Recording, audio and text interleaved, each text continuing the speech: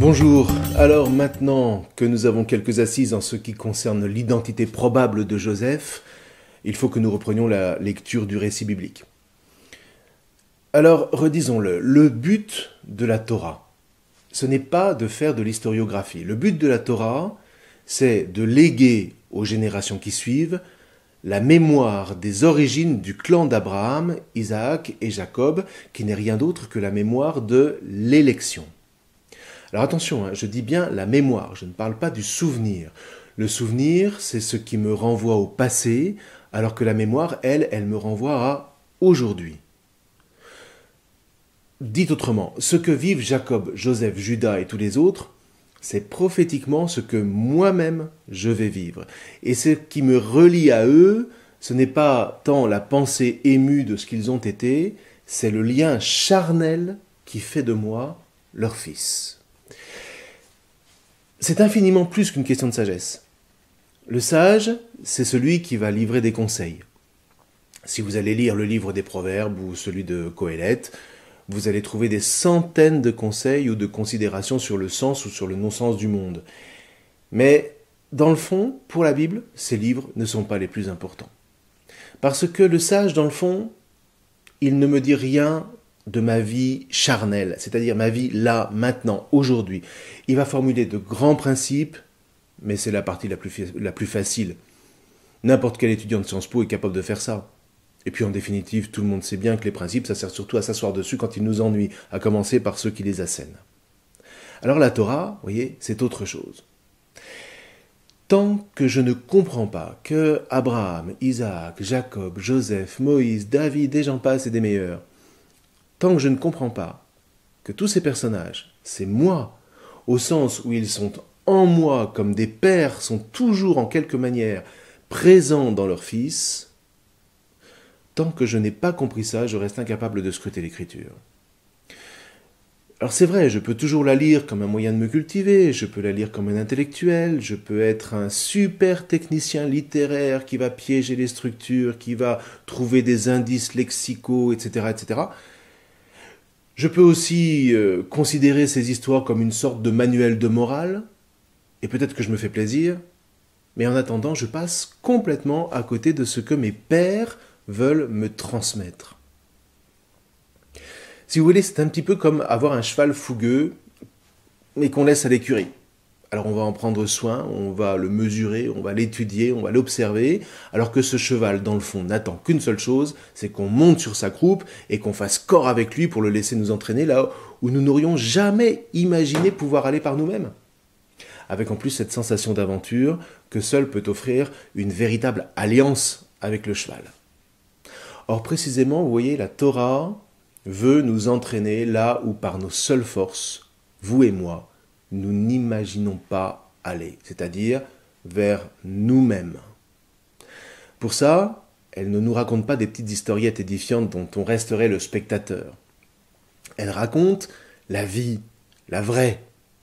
Et elle nous apprend, avec l'aide de nos pères, à nous brancher sur la source première de cette vie qui se trouve être Dieu.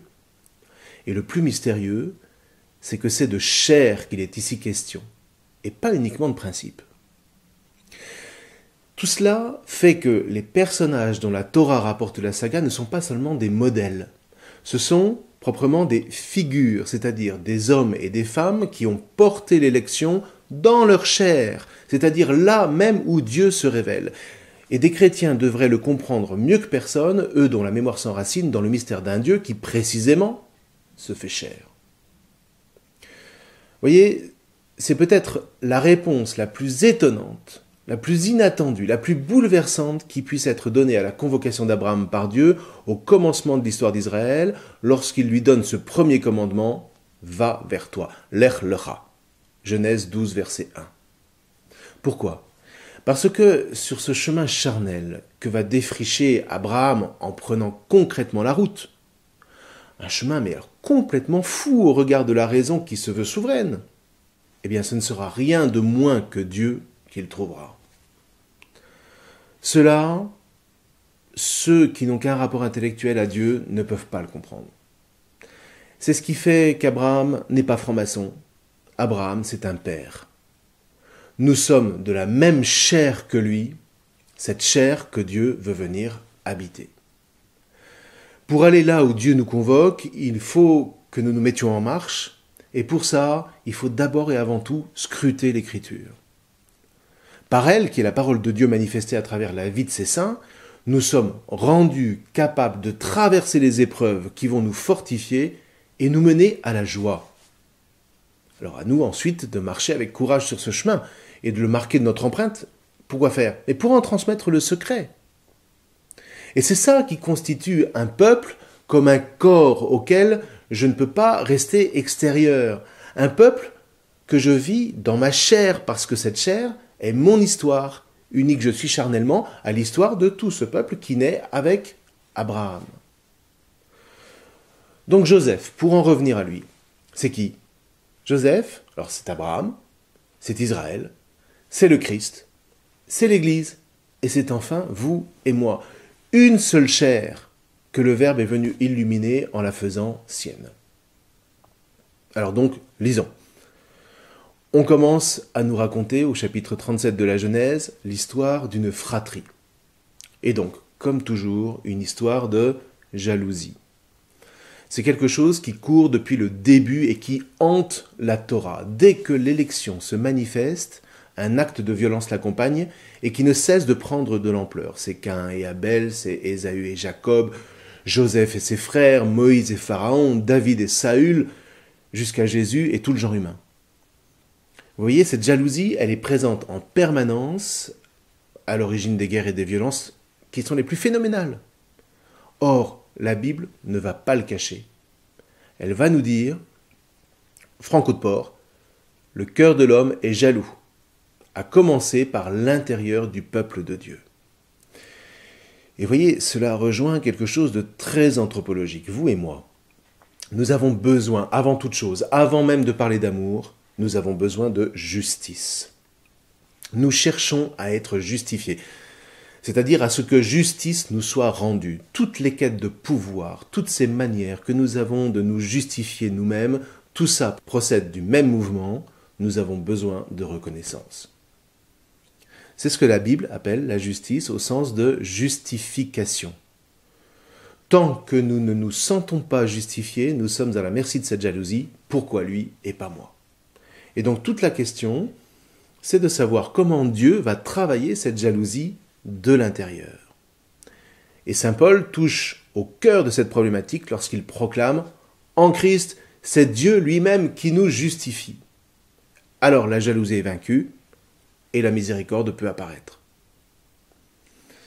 Alors de ce point de vue-là, vous voyez, l'histoire de Joseph est absolument prophétique de toute la trajectoire de salut. Alors, prenons l'histoire dans l'ordre dans lequel elle nous est contée. Alors, première chose, on nous dit que Joseph est le préféré de Jacob. Attention, pas le préféré de Dieu, le préféré de Jacob. De même qu'on vous a dit que Jacob était le préféré de Rebecca, quand Ésaü était le préféré d'Isaac. Vous voyez, il est toujours question de préférence. Et en même temps, Jacob, pourrait très bien préférer Joseph, mais sans lui donner forcément une tunique de luxe. Alors, les rabbins vont vous expliquer que Jacob avait perçu la dimension hautement spirituelle de son fils et que le vêtement était significatif de cette personnalité exceptionnelle. Bon, admettons.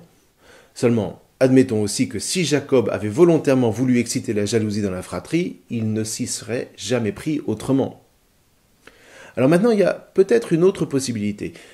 Si on admet qu'un émissaire égyptien est bel et bien passé pour désigner Joseph comme le futur fils adoptif du Pharaon, alors là, on a une clé intéressante que la suite du récit va confirmer. Parce que tout de suite après, on vous raconte que Joseph a 2 songes. Le premier, où c'est le cas de le dire, Joseph voit tous ses frères à sa botte. Une botte de blé, d'accord, mais enfin, une botte tout de même. Et puis rebelote, le soleil et la lune et 11 étoiles se prosternent devant son astre. C'est-à-dire que non seulement Joseph aura un pouvoir terrestre, mais il aura aussi un pouvoir dans les cieux. Or, c'est exactement la manière dont se définit le Pharaon. Alors évidemment, les frères, mais aussi le père et la mère, saisissent qu'ils vont devoir un jour se prosterner devant Joseph, et on comprend le trouble qui s'ensuit. Alors ceci dit, continuons le thème des songes, parce qu'il n'y a jamais qu'une seule interprétation. Les bottes de blé sont déjà une manière aussi de faire allusion à un premier salut, celui de la famine, par l'extraordinaire ingéniosité de Joseph concernant l'invention de la pierre agglomérée pour les greniers d'Égypte. Quant aux astres, rappelez-vous, la lune, le soleil, ce sont précisément les deux yeux du dieu Re-Renti-Ratti, le dieu personnel de Joseph Aménophis, ce qui pourrait bien signifier aussi que l'Égypte se prosterne devant lui, donc devant le Dieu d'Israël, à travers la soumission de ses dieux. Et vous voyez, c'est ça la Bible. Elle est d'une richesse infinie parce qu'on trouve toujours des différents niveaux de lecture qui s'enrichissent les uns les autres. Et il faut tous les garder. Enfin, toujours est-il, pour en revenir à l'histoire, que c'en est trop. Les frères décident de tuer Joseph à la première occasion, qui se présente précisément lors d'une visite soi-disant de courtoisie, mais dans le fond qui devait bien plutôt être celle d'un contremaître. Et les frères ne sont pas dupes. Alors ils décident de tuer Joseph, comme Caïn décide de tuer Abel, comme plus tard Saül décidera de tuer David, comme les Sadducéens décideront de tuer Jésus, etc. Et le pire, c'est que les frères de Joseph ont raison, parce que sûrement Joseph est insupportable. Et ça n'est pas rabaisser le patriarche que de le supposer. C'est un petit ado qui a tout compris mieux que les autres et qui n'a qu'un rêve, c'est mettre tout le monde à sa botte. Alors maintenant, faut-il aller jusqu'au meurtre? C'est là où Dieu attend l'homme. Et rappelez-vous, dès le début de la Genèse, c'est précisément la question qui est posée à Caïn. Lorsqu'il voit que Dieu a agréé le sacrifice de son frère, il projette de le tuer, mais le Seigneur lui dit « Caïn, pourquoi es-tu en colère et pourquoi ta face tombe-t-elle? Si tu fais ce qui est beau, tu seras élevé, mais si tu ne fais pas ce qui est beau, alors le péché est tapis à la porte, car c'est vers toi que va son désir. À toi de le gouverner. » Alors pour en revenir à notre histoire, c'est là que Ruben intervient. Le texte dit « Ruben les entendit, et il voulut le sauver de leurs mains, et il leur dit « Ne touchons pas à sa vie. » Et il ajouta « Ne répandez pas son sang, jetez-le dans cette citerne au désert, mais ne portez pas la main sur lui. » Il voulait le sauver de leurs mains et le ramener vers son père. Ruben, c'est l'aîné. Et les rabbins ne manquent pas de rappeler qu'il est le premier à subir les conséquences de la préférence de Jacob pour Joseph. Mais justement, il fait preuve ici de sagesse et c'est tout à son honneur. Ceci dit, il essaye aussi peut-être de se racheter du fait qu'il a été couché avec une concubine de son père. Ça nous est raconté au chapitre 35, verset 22. Comme quoi, rien n'est jamais simple. Alors, plutôt que de le tuer, les frères vont jeter Joseph dans une citerne. Ah, tiens, c'est une notice intéressante. Plus tard, Joseph Aménophis sera le grand creuseur de citernes de l'Égypte. C'est pas anodin de le noter. Et voilà que les frères projettent de le vendre. Mais si vous lisez bien le texte, on ne vous dit pas qu'ils vont aller au bout de leur projet. Et on a même l'impression qu'ils se font prendre un peu de court. Judas dit à ses frères: « Quel profit aurions-nous à tuer notre frère et à dissimuler sa mort? Vendons-le plutôt aux Ismaélites et ne portons pas la main sur lui, car il est notre frère, notre propre chair. Tiens, la chair. » Ses frères l'écoutèrent, dit le texte. Mais des marchands madianites qui passaient par là retirèrent Joseph de la citerne, ils le vendirent pour 20 pièces d'argent aux Ismaélites, et ceux-ci l'emmenèrent en Égypte. Vous voyez, dans le fond, la Bible nous dit que les frères, ou plutôt, dans le fond, la Bible ne nous dit pas que les frères ont vendu Joseph. Ce sont les Madianites qui le sortent de la citerne et qui le vendent aux Ismaélites pour 20 cycles, c'est-à-dire à peu près 230 grammes d'argent, le prix fixé par le livre du Lévitique quand on voue un garçon de moins de 20 ans à Dieu, c'est-à-dire, c'est le prix de son âme. Oui, mais quand même, vous me direz, c'est ce qu'il voulait faire. Oui, mais entre ce que je pense faire parce que je suis sous le coup de la colère et ce que je fais effectivement, nous avons tous l'expérience, vous et moi, qu'il peut y avoir un grand abîme. Je peux avoir tout préparé pour une vengeance, et puis au dernier moment, avec le recul, renoncer à me venger. Donc, est-ce qu'ils auraient vendu Joseph? Peut-être, peut-être pas. Le drame, c'est que les événements leur échappent complètement. Les Madianites trouvent Joseph, et ce sont eux qui vont aller le vendre aux Ismaélites. Qui sont les Ismaélites? Sans doute, ce sont les caravaniers des routes ancestrales de l'encens. Ceci dit, il n'est pas impossible non plus que ce soit en même temps les fameux émissaires de Pharaon, si on admet que Joseph devait descendre le plus discrètement possible en Égypte, vous vous souvenez. Alors dès lors, le stratagème se poursuit, peut-être à l'instigation des Ismaélites eux-mêmes qui suggèrent aux frères de faire officiellement passer Joseph pour mort, fût-ce au prix de la souffrance de leur père.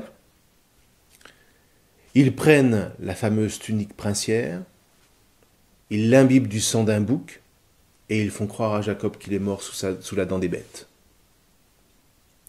Joseph est alors vendu, nous dit le texte, aux Égyptiens, par les Madianites. Tiens, ce ne sont plus les Ismaélites, c'est étrange.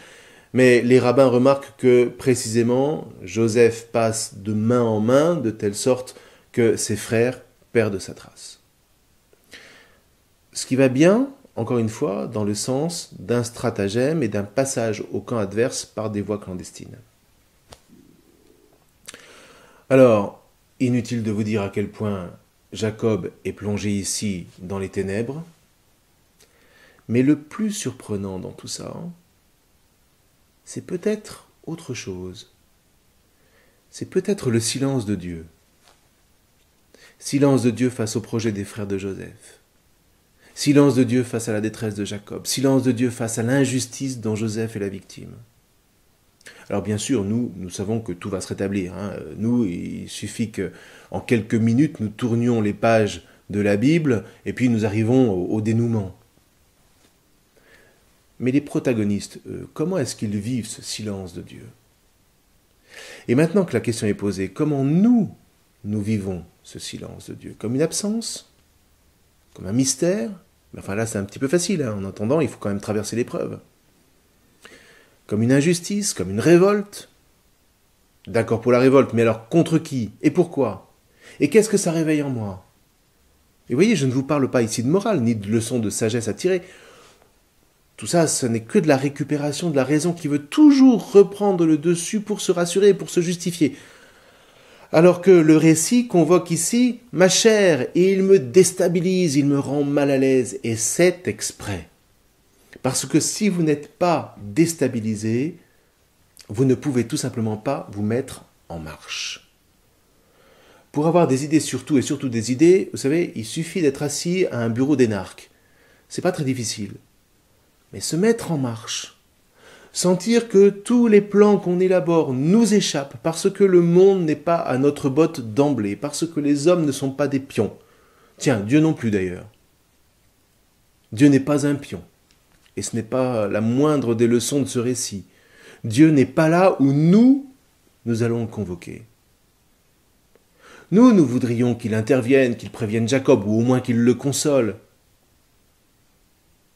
Vous voyez, c'est comme ça qu'on convoque Dieu, comme à une espèce de procès, alors que c'est à nous de découvrir où lui nous convoque. Et là, Joseph, Jacob et chacun de ses frères deviennent proprement des figures qui sont indispensables, qui sont lumineuses et qui vont nous entraîner très loin, plus loin que ce que nous envisagerions nous-mêmes, à condition que nous les inscrivions à la racine charnelle de notre mémoire vive, de notre histoire, une histoire sainte, qui est formidable, à condition de dire oui à l'élection d'un Dieu qui a bien des choses encore à nous apprendre. Donc oui, laissons-nous déstabiliser, c'est la meilleure manière de nous mettre en marche. Alors, le scénario s'achève par la vente de Joseph à Potiphar, le commandement des gardes de Pharaon, comme par hasard. Suit alors un curieux chapitre sur Judas, auquel on ne s'attendait pas vraiment, mais nous verrons cela la prochaine fois. Je vous souhaite une bonne lecture. Je vous remercie.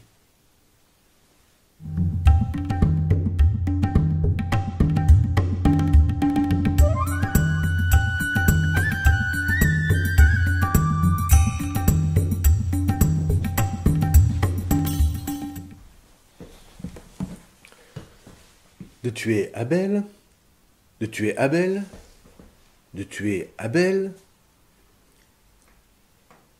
Abel, de tuer Abel, Abel, Abel, Abel, de tuer Abel